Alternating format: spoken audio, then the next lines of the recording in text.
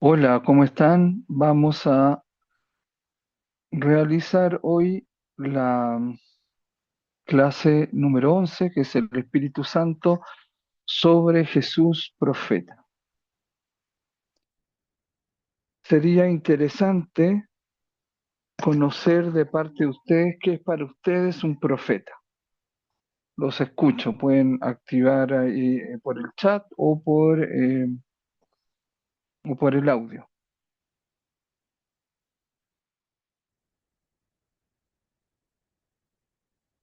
Siempre, ¿no es cierto? Por ejemplo, ahora en la iglesia autodenominada cristiana, dicen, va a venir el profeta, nos va a entregar la profecía y la gente lo entiende así, llenan estadios, llenan templos y todo, porque el profeta les va a decir algo importante y todo.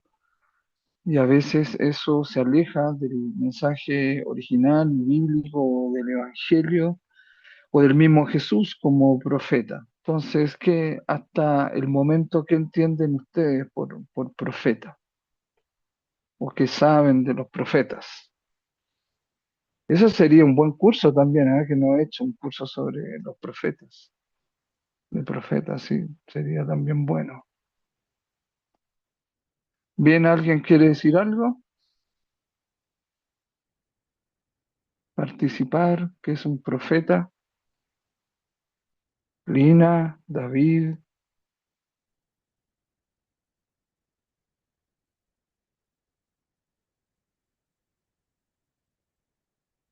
Ya, David nos dice por el chat que yo entiendo por profeta alguien que se anticipa a su tiempo.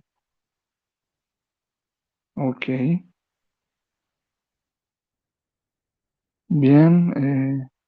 Lina Marcela, Betty, Vero.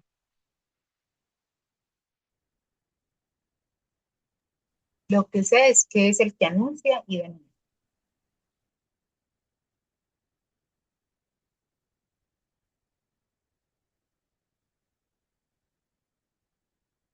Espérate, no te escuché. Hola, hola. Ya. Lina, ¿qué decías? El que anuncia y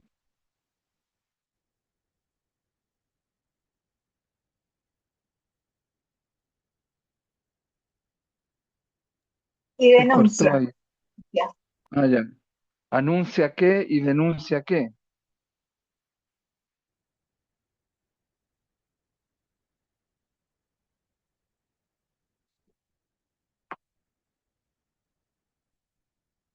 Bueno, anuncia y denuncia. Parece que eso ahí fue lo que dijo. A ver.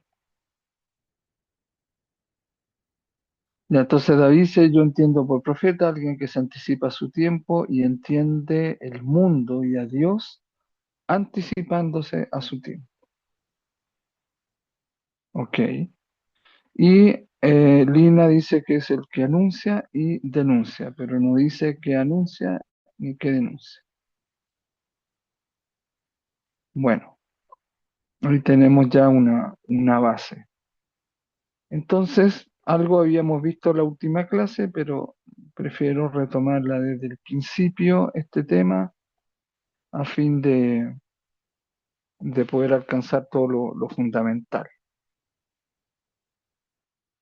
En este caso, eh, tenemos el texto de Lucas, capítulo 4, versículos 16 al 21. Dice, fue Jesús a Nazaret donde se había criado. Entró en la sinagoga el día del sábado, según su costumbre, y se levantó para hacer la lectura. Le entregaron el libro del profeta Isaías, y desenrollando el libro encontró el pasaje donde estaba escrito, el Espíritu del Señor está sobre mí, porque me ha consagrado por la unción para llevar la buena noticia a los pobres, que me ha enviado a anunciar a los cautivos la liberación y a que recobren la vista a los ciegos, a dejar en libertad a los oprimidos a proclamar un año de gracia del Señor. Enrolló el libro, se lo dio al sirviente y se sentó. Todos en la sinagoga tenían dos ojos fijos en él. Entonces se puso a decirles: hoy se cumple en vuestros oídos este pasaje de la Escritura, que es de Isaías, ¿verdad? Muy bien. Entonces podemos ir haciendo algunos comentarios de este texto antes que entrar en el análisis más teológico. Podemos sentir y ver qué impresión nos da este texto. Fíjense, lo primero que dice fue Jesús a Nazaret. Nazaret era una aldea de 3 manzanas. Imagínense los chismes ahí. No salía en el mapa y por lo tanto no estaba muy ubicable para el, no importaba mucho para el Imperio Romano. Pero sí, Nazaret se ubicaba a 4,5 kilómetros de una ciudad fortificada que había sido sitiada por Quintilo Varo, eh, comandante de las huestes, ¿no es cierto?, romanas, y que había ahí conquistado esa ciudad que se llamaba Séforis, a 4,5 kilómetros de Nazaret. Esa sí salía en el mapa de Roma. Y actualmente sabemos que Jesús, cuando tenía alrededor de, no sabemos si entre 9 u 11 años de edad, vio en Séforis a 2.000 crucificados. Eso yo lo coloco en la novela teológica que estoy haciendo también, imaginándome ahí que él corrió de Nazaret y que tenía amigos en Séforis y eran revolucionarios, eran galileos, toda esa región era de la Galilea, y entonces evidentemente había, ¿no es cierto?, un rumor y la noticia que estaban crucificando a muchas personas. Los romanos ahí en Séforis, a 4,5 kilómetros de Nazaret, crucificaron a 2.000 caná en hebreo, en griego celotas o celosos de Yahvé, es decir, nacionalistas que no transaban ni negociaban con el Imperio Romano, sino que querían eliminar esa invasión de los romanos a Tierra Santa. Entonces, bueno, fue Jesús a Nazaret, ahí sabemos un poco de Nazaret, donde se había criado. Estaba en otro lado y dijo, bueno, voy a comenzar por Nazaret. Según el Evangelio de Lucas, estamos en el capítulo 4 ya de Lucas. Entró en la sinagoga, ¿no es cierto?, eran como filiales del templo de Jerusalén. Es como si podríamos decir, más que parroquias, como capillas, pertenecientes, en el caso de Medellín, a la catedral, por ejemplo, metropolitana. ¿Ya? Entonces, según su costumbre, dice. Así que el día del sábado, según su costumbre, el Shabbat, el día del descanso del Señor. Aclaremos esto también, que el Shabbat es el día del Señor en realidad. El domingo sería el primer día de la semana. En este caso, aunque el calendario hebreo tiene otros meses con otros nombres, no como el nuestro, que es calendario gregoriano, que es, es mucho más posterior, ¿no es cierto?, al hecho fundante y originante de lo que estamos acá relatando. Y entonces El domingo, descansamos el domingo? Porque comienza la nueva creación para nosotros con la resurrección de Jesús. Y por eso en el calendario romano eso quedó como el domingo, el día dedicado al Señor, el día del descanso. Pero bíblicamente no es el domingo, sino que es el Shabbat, el sábado. Ese era el caso del mismo Jesús. Y lo interesante que dice es según su costumbre, es decir, Jesús iba a la, a la sinagoga, a la capilla, por así decirlo.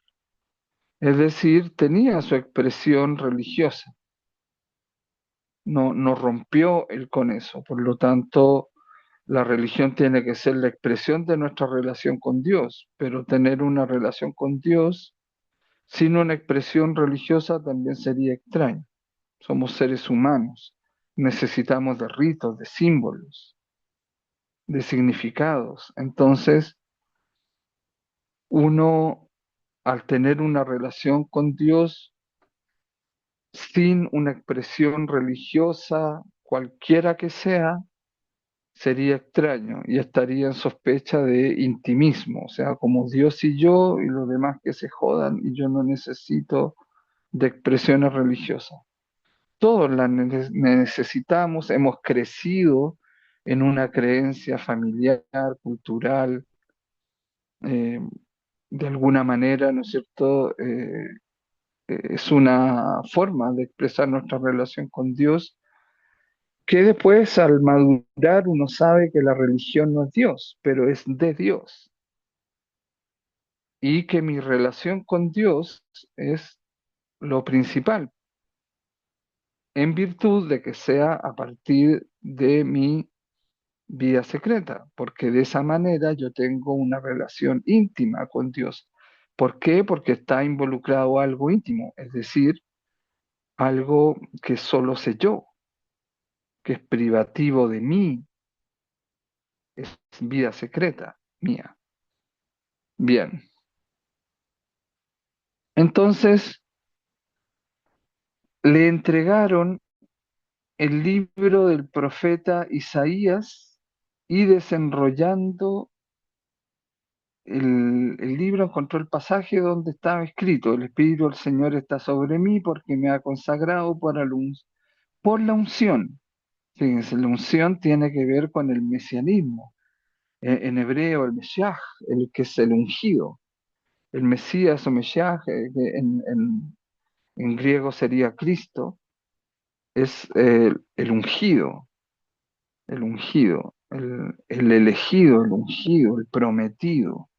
Entonces, evidentemente tiene que ver con la unción, consagrado por una unción. Entonces, él al decir el Espíritu del Señor está sobre mí, porque me ha consagrado por la unción para llevar la buena noticia, el Evangelio, agelion en griego, a los pobres.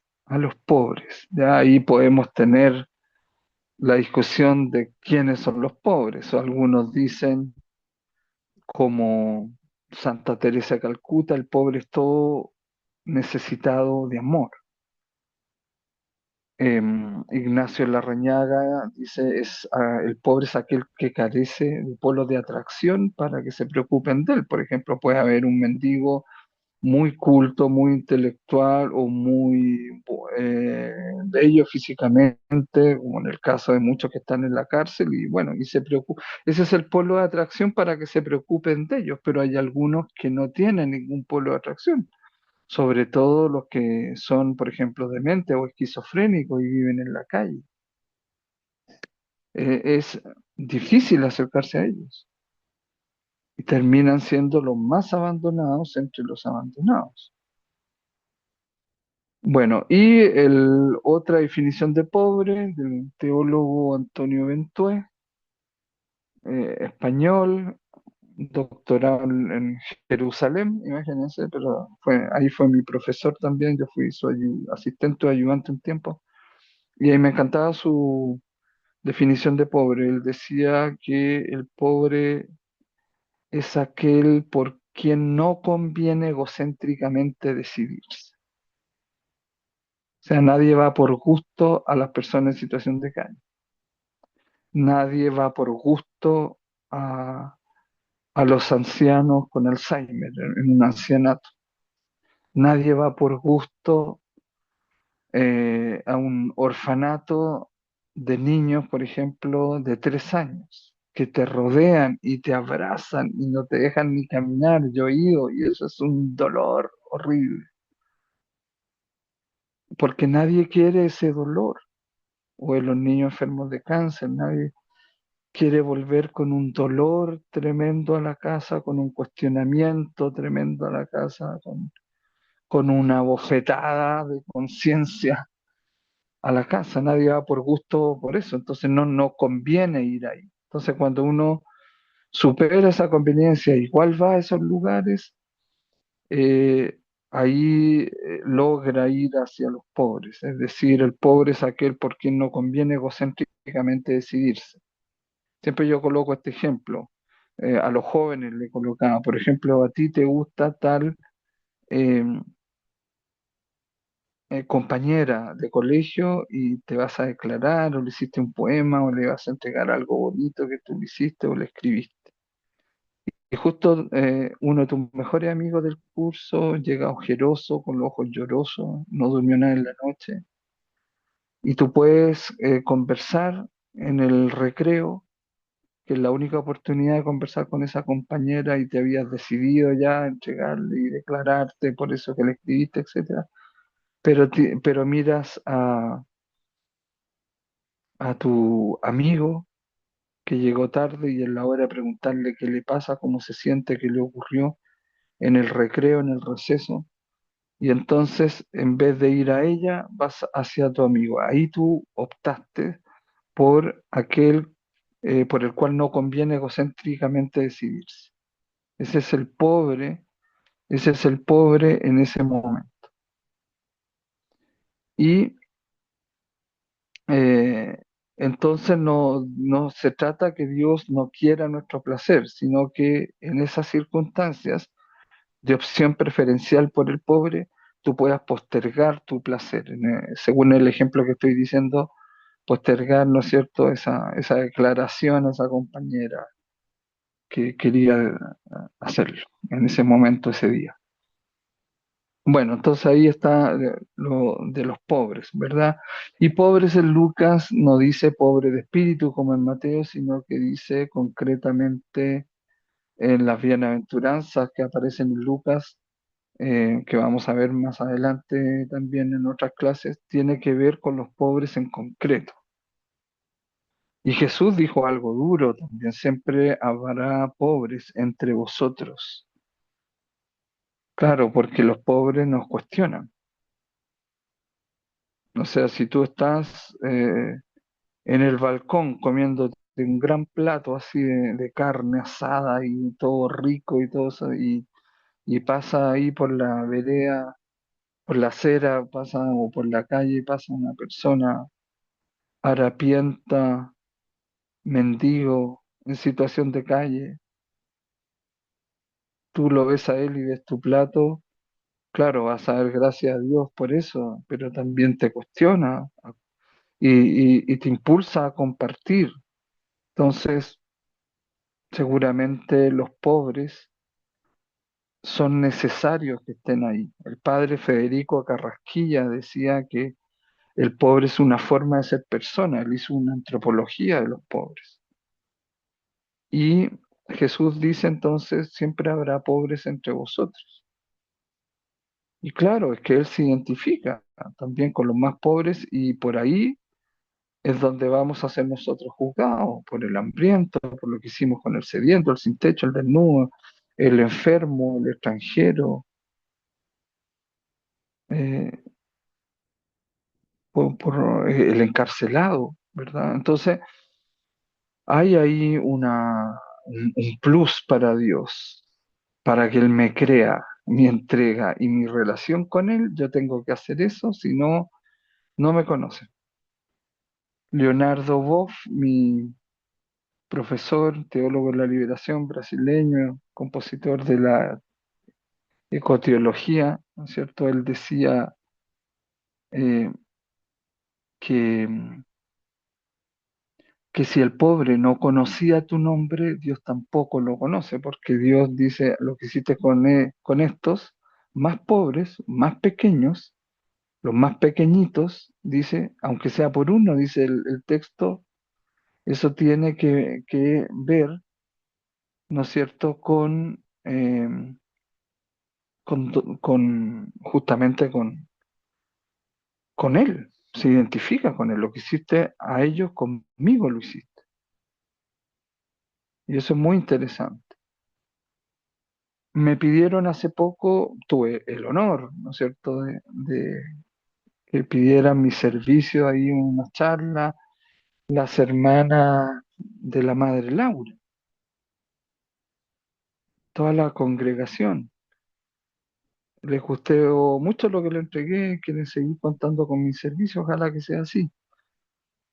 Y yo me entusiasmé y yo dije, no puedo enseñarle a ella sin primero conocer mejor a la Madre Laura.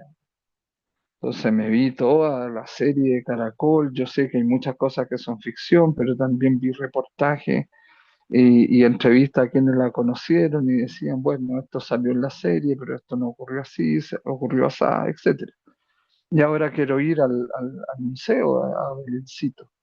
Y con mucho amor, y yo quiero que, bueno, como ahora vamos a hacer una fraternidad intercredencial, no podemos tener santo patrono, pero sí inspiradores. Y yo creo y quiero que la Madre Laura sea una de nuestras inspiradoras. La amo, la amo. Y he aprendido mucho de ella y tenemos mucho que aprender de ella.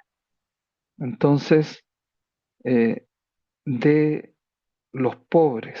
Ella vivió con los pobres y como los pobres y para ellos, sobre todo los indígenas, en su tiempo muy marginados.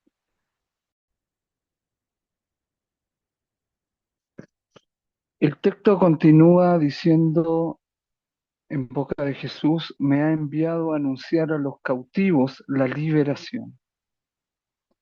Es decir, Jesús es liberador. Este texto de un mesianismo liberador ha sido el que fue fundamento de la teología de la liberación. La teología de la liberación ha sido prácticamente la única, o no, después la teoecología también, pero generalmente la única teología que no vino de Europa, sino que fue hecha, desarrollada en Latinoamérica y después fue exportada a Europa. De hecho, el otro día tuve la, el otro día tuve, ¿no es cierto?, la suerte de compartir con el gran teólogo de la liberación español, Juan José Tamayo, y ahí también estamos compartiendo correspondencia con él, porque le pedí que evaluara ahí mi concepto de intercredencialidad que yo había em, compuesto y con el cual fui publicado con un artículo en España, ¿no es cierto?, en Fe Adulta, y donde también lo publican a él. Entonces dijo, wow, dijo, debe ser bueno entonces, porque no a cualquiera publican ahí. Sí, yo le dije, por lo menos me han publicado dos artículos sobre Judas y uno sobre este concepto de intercredencialidad. Entonces, bueno, vamos a esperar ahí que lo lea. Y ahí este texto de Lucas es el que dio origen a esa teología de la liberación, el que tiene como fundamento, la cual tiene como fundamento lo siguiente: tú no puedes conocer tu salvación si tú primero no te liberas de lo que te oprime, a nivel personal, a nivel comunitario, a nivel eh, nacional y a nivel ¿no es cierto?, del mundo. Tenemos que liberarnos de lo que nos oprime para conocer nuestra salvación. Y eso uno lo ve también en el pueblo de Israel, que el pueblo fue liberado de Egipto, pero después se puso a quejarse, a lloriquear, a idolatrar, a ser unos mal agradecidos. Y el libro de los Números y del Éxodo nos dice que si hay algo que Dios no soporta, es eso.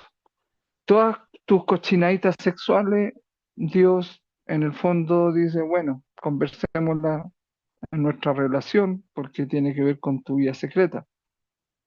Pero Dios no soporta eso de lloriquear, de quejarse, de mal agradecido y de andar absolutizando cosas que son relativas o pasajeras, que sería la idolatría. Bien, entonces dice el texto, me ha enviado a anunciar a los cautivos la liberación, y ahí está lo que dice, decía al principio de la clase Lina Marcela respecto a que el profeta es alguien que anuncia. Aquí sabemos qué es lo que anuncia. Anuncia la liberación a los cautivos, a los que están presos de algo, encarcelados por algo, en su vida privada, en su vida, en sus relaciones, en su vida secreta, o físicamente también, cautivos en la cárcel realmente, en sus adicciones, etcétera. Y dice, y a que recobren la vista los ciegos. Jesús decía, el que pueda ver o el que quiera ver o el que tenga ojos, que vea. A dejar en libertad a los oprimidos, que oprime a nivel social la injusticia social. Entonces todas estas ideologías, gobiernos, estados, grupos, a nivel religioso también hay muchos que oprimen. Se crean muchos movimientos religiosos en las iglesias protestantes, cristianas y católicas, que finalmente se inventan más reglas a las reglas. Entonces terminan oprimiendo y más encima en nombre de Dios. Entonces el profeta tiene que anunciar eso. Y como decía Lina, Marcela, muy bien, sería denunciar aquello que no permita esa liberación, denunciar aquello que oprime, denunciar aquello que no haga que los ciegos vean, que recobren la vista a nivel de conciencia, a nivel social, a nivel incluso científico, ¿verdad? Ahora en Japón ya hay un, un elemento en base a la física cuántica que han hecho para que los ciegos puedan ver. Se está desarrollando. Y claro, obviamente que sí, pero si hay hasta robots que, que ven, ellos ya han estado muy avanzados en eso, ya no están en la máquina, ya están en lo biológico, imagínense. Y dice a proclamar, anunciar, ¿no es cierto? Ese Mesías liberador va a anunciar también un año de gracia del Señor. Gracia, recuerden que es la autodonación de Dios mismo, de todo Él,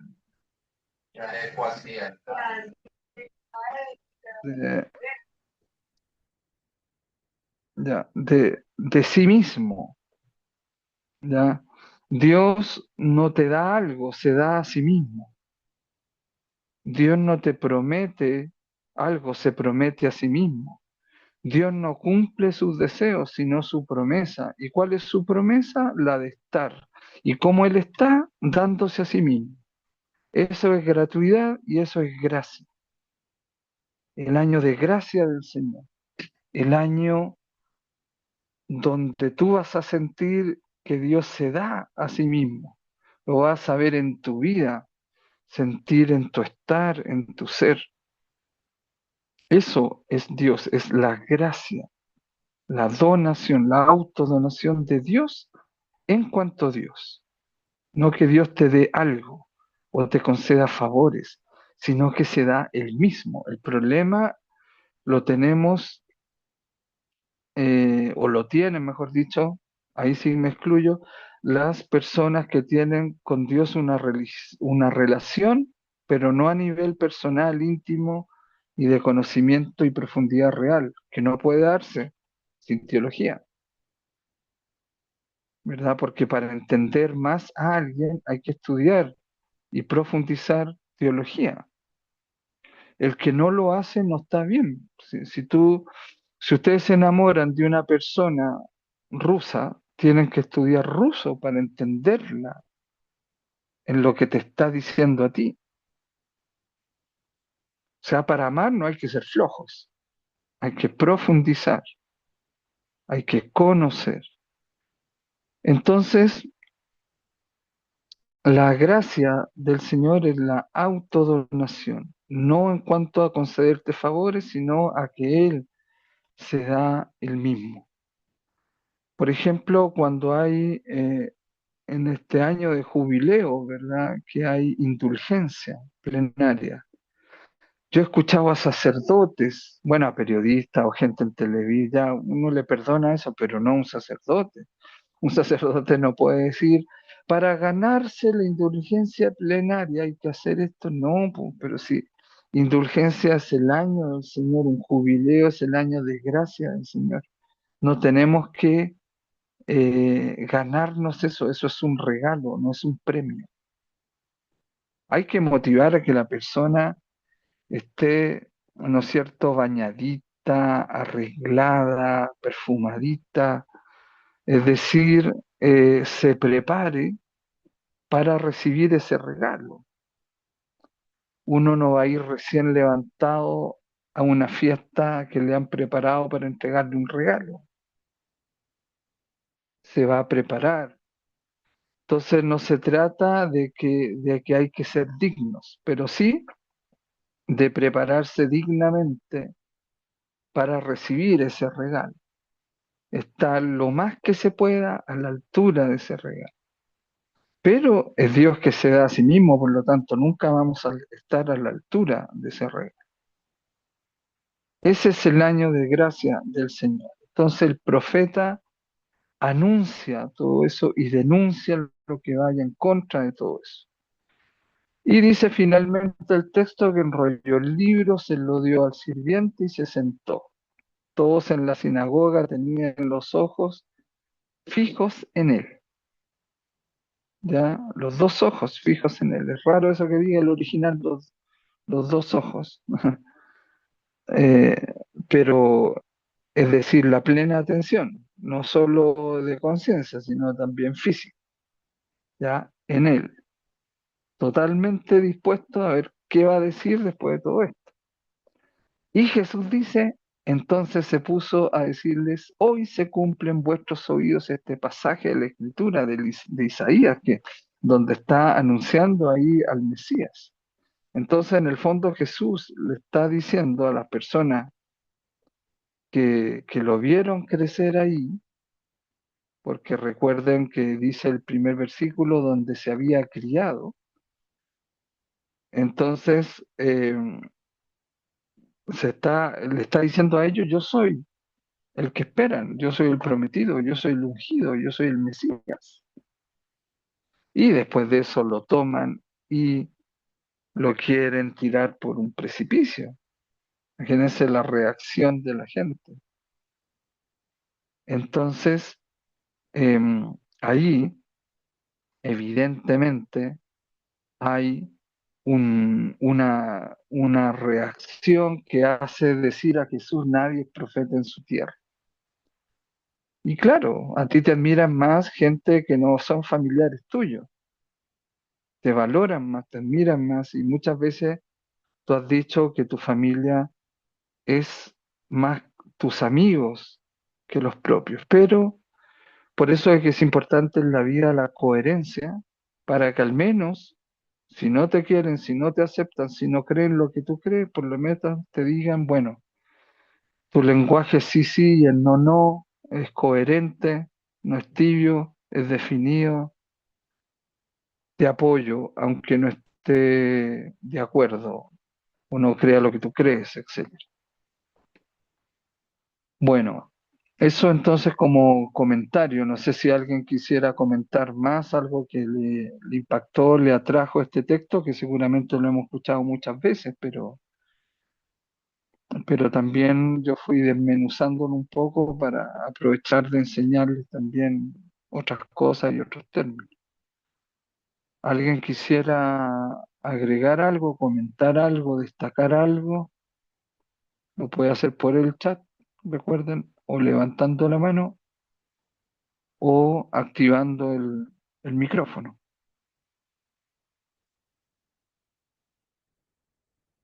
Los escucho. Bueno, al menos a Lina Marcela le quedó claro lo que le faltó, ¿no es cierto? El profeta que tú decías anuncia y denuncia. Ahora ya saben más precisamente qué anuncia y qué denuncia, ¿o no, Lina Marcela?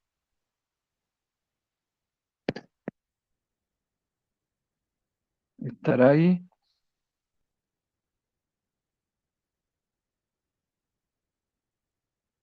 No, parece que no está escuchando. Bueno, seguimos entonces.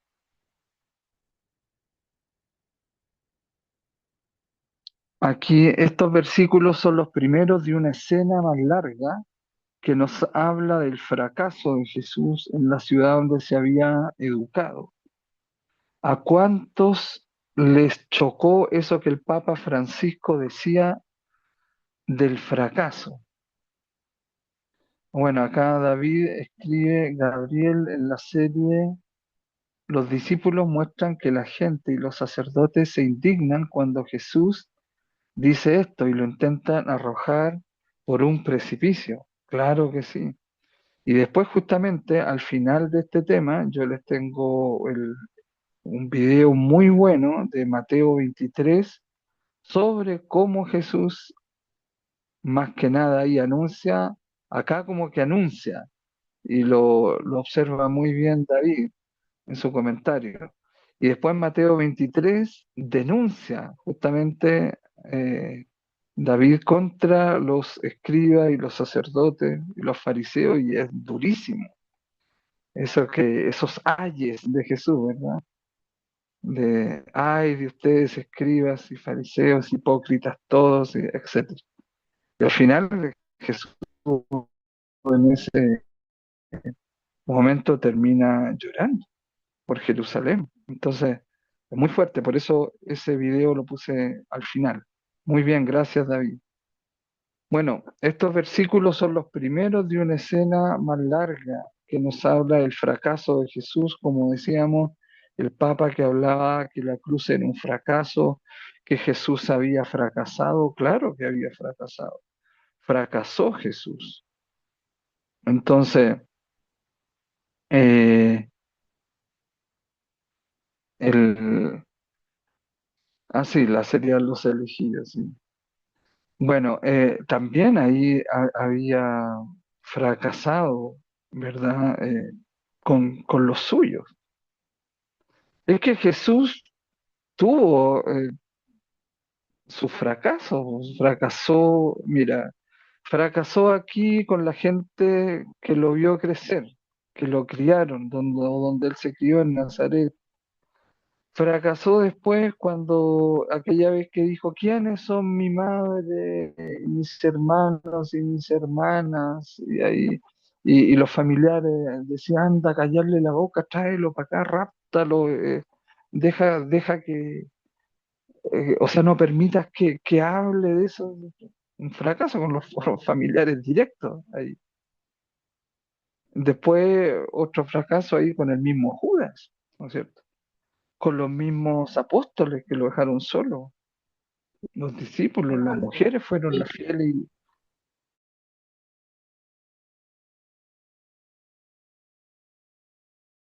las mujeres fueron las fieles y las leales. de saber. Por ejemplo, yo le comenté que fui invitado a dar un tema ahí a las monjitas de la Madre Laura, ¿verdad? Y ellas abrieron los ojos, ¿no es cierto? Así, porque la Madre Laura fue anticipada, digamos, en el feminismo teológico, religioso, el cual tiene fundamento también en la Biblia, está bien eso. Pero ellas impactaron cuando yo les decía esto también, de que Dios no habla por igual a los hombres que a las mujeres. Ojo con eso.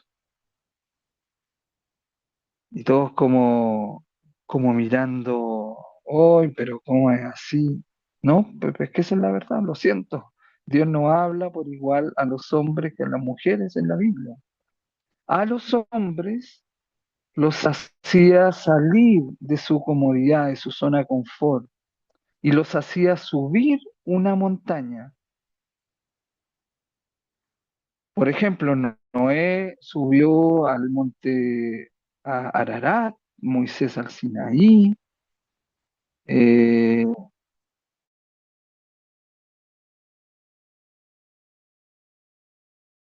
Elías, no me acuerdo,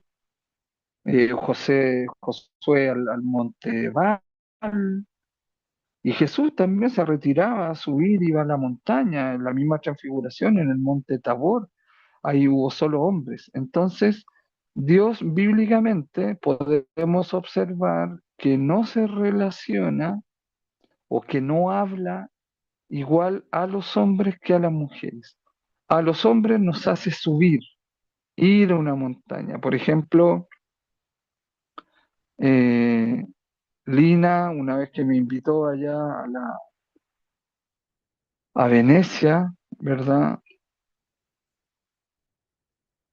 Ahí yo fue algo excepcional de la relación con el papito y ella fue testigo, ahí pasaron cosas concretas, ¿verdad? Entonces, claro, entonces definitivamente Dios no habla por igual a los hombres que a las mujeres. A los hombres nos hace subir a la montaña, nos hace escalar, subir a un monte. Bueno, entonces la pregunta obvia es, ¿y a las mujeres? Pero fíjense qué lindo es con las mujeres.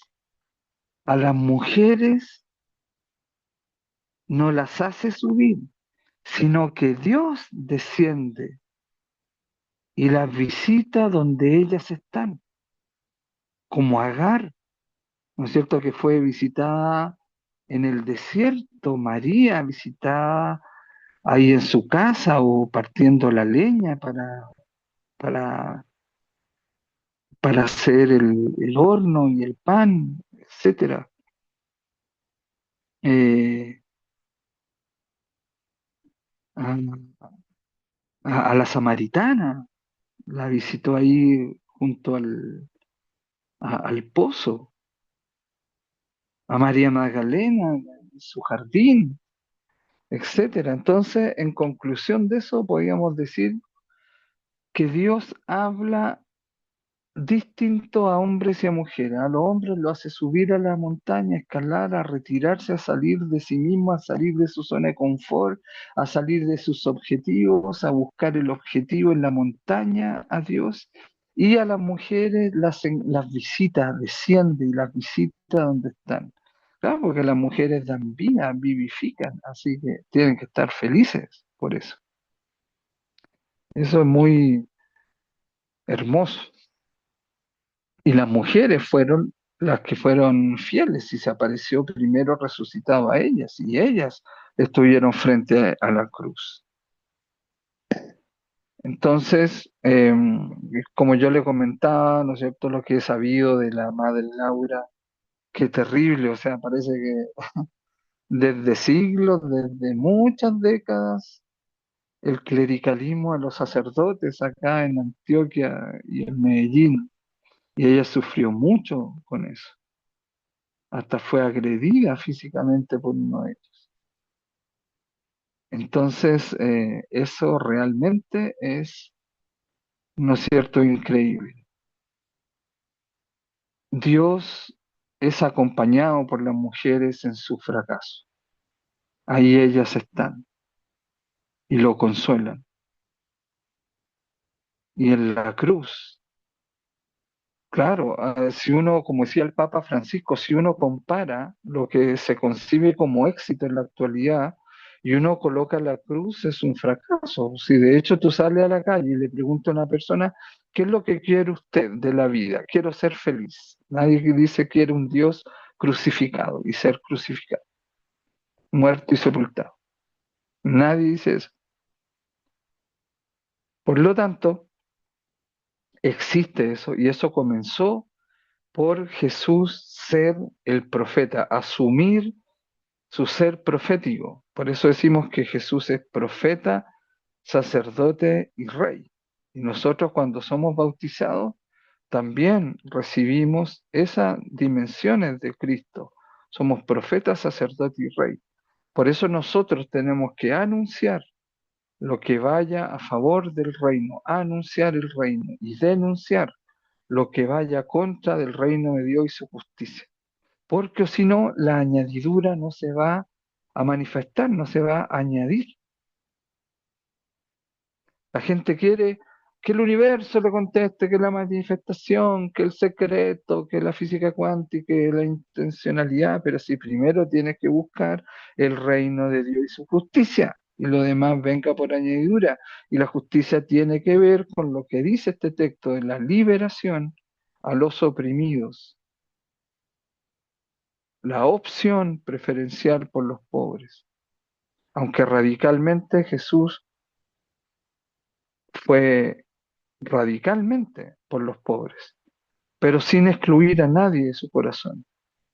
Jesús, yo creo que optó radicalmente por los pobres y por los pecadores, por todo eso, por todos ellos, por todos nosotros, pero no excluyó a nadie de su corazón.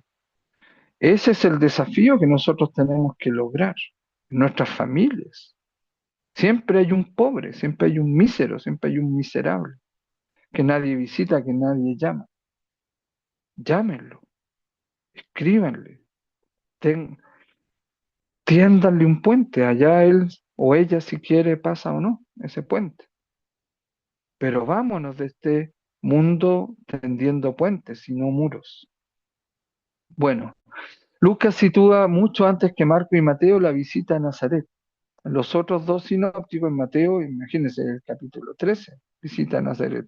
Y en Marco, que el evangelio más antiguo es el capítulo 6 mientras que al cuarto capítulo ya Lucas anticipa, adelanta, está urgido, ¿no es cierto?, por mostrarnos a este Mesías liberador. Y ojo que Lucas no era, en el caso de los otros, Marcos era discípulo de Pedro, ¿verdad? Mateo también tiene toda una comunidad y era hebreo y todo eso. Lucas ya era del ambiente más gentil, más pagano, era culto, era médico. Y él, siendo, ¿no es cierto?, amigo y escriba, si se puede decir, de San Pablo, él se urge en mostrar un Jesús liberador y que anuncia el reino de Dios que es liberador y denuncia las opresiones contra los pobres, las injusticias sociales. Lucas tiene ese interés sin lugar a dudas. Jesús no se arriesga a ser profeta en su tierra, hasta después de anunciar la buena nueva en otras ciudades y aldeas. Y por eso después va a Nazaret, dice el texto, donde había sido criado.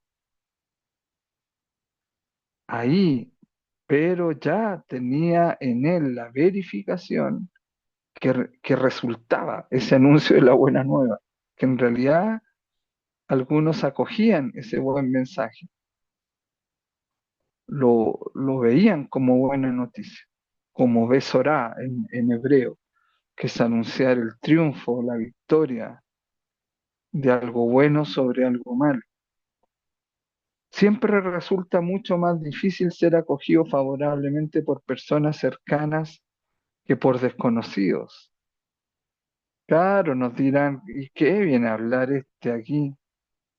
Ah, ¿qué viene a hablar aquí Cristina, Vero, Betty, Lina Marcela, Gabriel, Cristina? ¿Qué vienen aquí a hablar si nosotros los conocemos? ¿No? Vayan a, a decirle eso a otras personas, pero nosotros no. Entonces es difícil verificar la conversión, la transformación dentro de la familia o dentro de quienes están conocidos.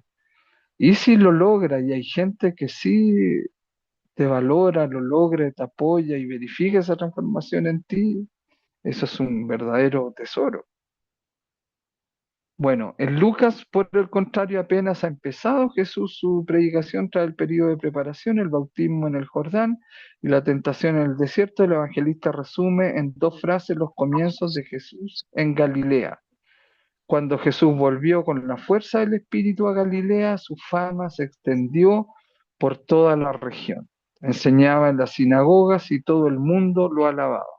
Recordemos que en la Galilea era un ambiente que es un ambiente fuerte, aguerrido, como los santanderianos, ¿verdad?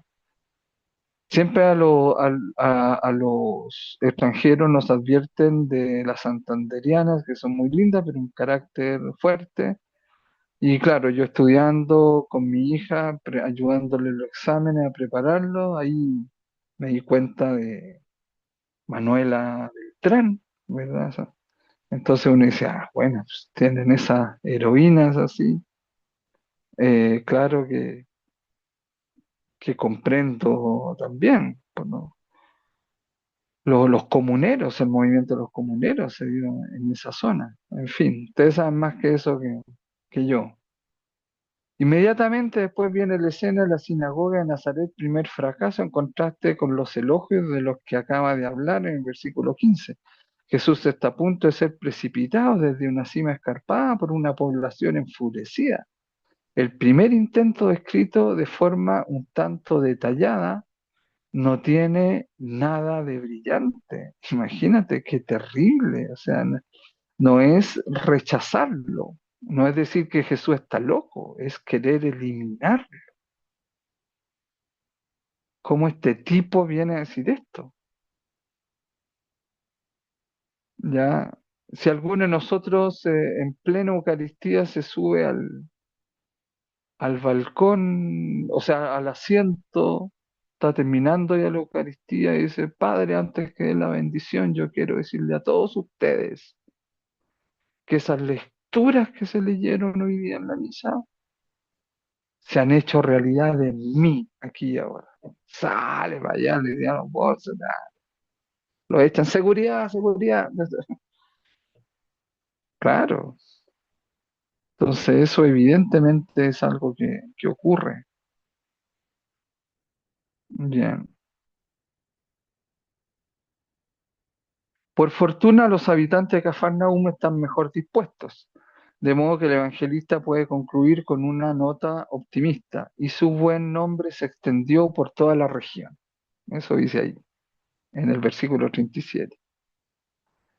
Este versículo repite casi al pie de la letra una parte del versículo 14 antes citado. Se cierra un primer círculo. Es un todo en donde el fracaso y el éxito del Evangelio se presentan como dos momentos sucesivos y complementarios.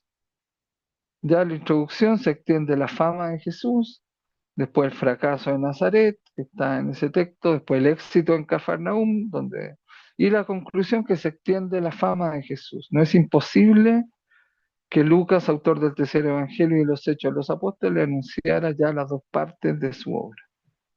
Por eso él hace los hechos de los apóstoles, donde empiezan por primera vez este grupo de judíos transformados por Jesús a llamarse cristianos. Y San Pablo que empieza a fundar iglesias con judíos y con gentiles. Bueno, el Evangelio de Lucas es el fracaso de la palabra y pasión en Jerusalén. Hechos de los Apóstoles, la palabra llega hasta los confines del mundo. El episodio de Nazaret sería entonces la escena inaugural en donde el rechazo del Evangelio por los judíos de Jerusalén se anunciaría en una especie de anticipación profética. Es decir, ya cuando Lucas escribe, ahí es posterior al año 70 de la destrucción del templo y la diáspora, la dispersión de los judíos y por tanto también el rechazo de los mismos judíos de Jesús. Recordemos que la delatio, ¿verdad? En latín, que era la delatar a los cristianos, acusarlos, delatarlos ante los romanos, eso se hizo justamente ahí mismo en Roma, los cristianos de Roma. Bueno, el sábado en la sinagoga. En el siglo primero de nuestra era, el desarrollo de un oficio sinagoga lo obedecía a una norma establecida que no nos detalla el evangelista. No sabemos cómo era ahí el itinerario, digamos, del sábado en una sinagoga, ya que prefiere simplificar las cosas para que sentemos nuestra mirada en Jesús. Después de las plegarias de introducción, se cantaba solemnemente un pasaje del Pentateuco, de la Torá, los primeros 5 primeros libros de la Biblia, interrumpiendo el canto de vez en cuando con la intervención de un traductor que daba una versión aramea de los versículos que se acababan de oír, ya que en Galilea no se comprendía el hebreo bíblico. Recordemos que el hebreo bíblico se eh, se rompió, digamos, o se pausó por un par de siglos o más siglos en el exilio en Babilonia. Y estando en Babilonia, los judíos, antes de regresar a la tierra prometida, gracias al rey Ciro, el rey persa, que los rescata, los libera ahí de Babilonia, y Nabucodonosor fue el terrible emperador babilónico, ¿no es cierto?, que hasta el idioma les quitó y tuvieron que dejar el hebreo bíblico y empezaron a hablar en arameo. Entonces, esas personas de la Galilea, que son descendientes de esos que regresaron 500 años antes, medio milenio antes de Babilonia, empezaban a hablar arameo. Cuando Jesús nace, 60 y tantos años antes, está la ocupación de los romanos de Jerusalén y de la Galilea, ¿ya? Para que nos ubiquemos un poco en eso en el tiempo. Entonces, había un traductor que les iba traduciendo en arameo a esas personas de Nazaret ese texto del hebreo bíblico, sobre todo el que Jesús lee, que es el texto de Isaías. Luego se proclamaba un extracto de los libros proféticos escogidos por su relación en el pasaje de la Torá antes leído. Venía luego la homilía que pronunciaba uno de los fieles presentes, conocido por su ciencia de las escrituras, es decir, un teólogo, o por su honorabilidad. También en ese sentido. Los hechos de los apóstoles describen dentro de este marco una intervención de Pablo en la sinagoga de Antioquía, de Pisidia. Eso está en Hechos 13, 16 al 42. Bien, ya estamos en el último minuto de esta clase. Los espero entonces el próximo jueves para continuar este tema que es sumamente importante, sobre todo para que asumamos por nuestro bautismo, nuestra dimensión profética, que no es predecir el futuro, no es adivinación, sino que es anunciar el reino y denunciar lo que vaya contra el reino de Dios y su justicia. Y de esa manera, solo así, lo demás va a venir por añadidura. Entonces, el profeta es valiente, es berraco,